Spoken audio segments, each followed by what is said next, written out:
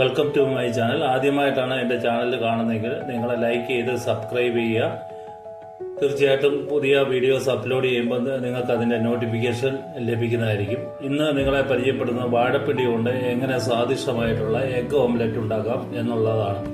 അതിനായി വാഴപ്പിണ്ടി വൃത്തിയായിട്ട് കഴുകിയെടുത്ത് ഇതുപോലെ റിങ് പോലെ കട്ട് ചെയ്യുക. അപ്പോൾ ഉണ്ടാകുന്ന ആ നൂല് കൈവിരലെ ചുറ്റി വേണം എടുക്കാനായിട്ട്. അങ്ങനെ റിങ്ങുകൾ പോലെ കട്ട് ചെയ്ത വാഴപ്പിണ്ടി ഇതുപോലെ ചെറിയ പീസസ് ആയിട്ട്, ഏറ്റവും ചെറുതായ പീസസ് ആയിട്ട് കൊത്തി അരിഞ്ഞ് എടുക്കുക. ഈ എഗ് ഓംലെറ്റ് ഉണ്ടാക്കാൻ വേണ്ടി ഞാനിവിടെ എടുത്തിരിക്കുന്ന 2 മുട്ട, അതുപോലെ തന്നെ ഒരു സവോള, കറിവേപ്പില, പച്ചമുളക്, ഉപ്പ് എന്നീ സാധനങ്ങളാണ്.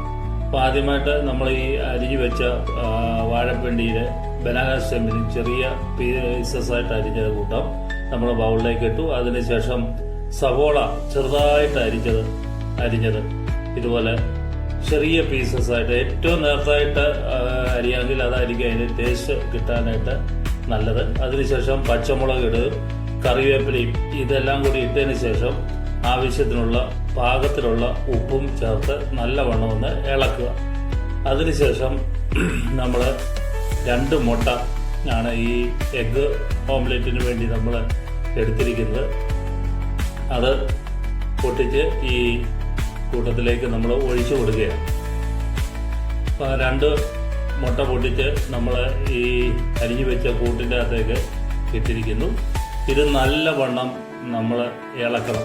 നല്ലവണ്ണം ഈ മുട്ടയും ഈ ചേരുവകളെല്ലാം കൂടി മിക്സ് ആകത്തക്ക രീതിയിൽ നല്ല രീതിയിൽ ഇത് മിക്സ് ചെയ്യുക. അതിനുശേഷം ഒരു ഫ്രൈ പാനിലേക്ക് നമ്മൾ എണ്ണ തൂത്തതിന് ശേഷം അതിലേക്ക് നമ്മളിത് സാധാരണ ഓംലെറ്റ് എങ്ങനെയാണോ ഉണ്ടാക്കുന്നത് അതുപോലെ നമുക്ക് അതിലേക്ക് ഒഴിച്ചു കൊടുക്കാം. അപ്പോൾ നമ്മൾ എണ്ണ ഇപ്പം അതിൽ ഒഴിച്ചു കൊടുക്കുന്നുണ്ട്. ഈ ഫ്രൈ പാന് ചൂടായി കഴിയുമ്പോഴത്തേക്ക് അതിലേക്കാണ് നമ്മളിത് ചൂടായിട്ടിരിക്കുമ്പോൾ മാത്രമേ ഇത് ഒഴിച്ചു കൊടുക്കാവുള്ളൂ. അതിലേക്ക് ഒഴിച്ചു കൊടുക്കുകയാണ്. എന്നിട്ട് നമ്മളിത് പരത്തുക നല്ല രീതിയിൽ.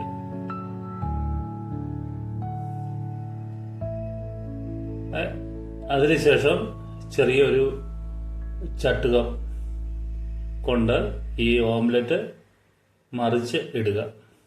നമുക്കറിയാം സാധാരണ ഓംലെറ്റ് ഒന്ന് പാകമായി വരുന്ന ആ പരുവ് അറിയാം. ആ സമയത്താണ് നമ്മൾ ഇതുപോലെ ചട്ടുകം ഉപയോഗിച്ച് നമ്മളിത് മറിച്ചിടുന്നത്. മറിച്ചിട്ട് നല്ലവണ്ണം അതും ആ സൈഡും വെന്തതിന് ശേഷം നമുക്ക് സെർവ് ചെയ്യാവുന്നതാണ്. ഇത് നമ്മൾ മറിച്ചിട്ട് കഴിഞ്ഞു. അതിനുശേഷം ഇത് 2 മിനിറ്റ് കൂടെ കഴിയുമ്പോഴത്തേക്ക് ഇത് ഓൾറെഡി കഴിക്കാനുള്ള പാകത്തിനാകും. ഇത് നമ്മൾ ഒരു പാത്രത്തിലേക്ക് മാറ്റി നമുക്ക് കഴിക്കാവുന്നതാണ്. ഈ വീഡിയോ ഇഷ്ടപ്പെട്ടെങ്കിൽ ലൈക്ക് ചെയ്ത് ഷെയർ ചെയ്യുക.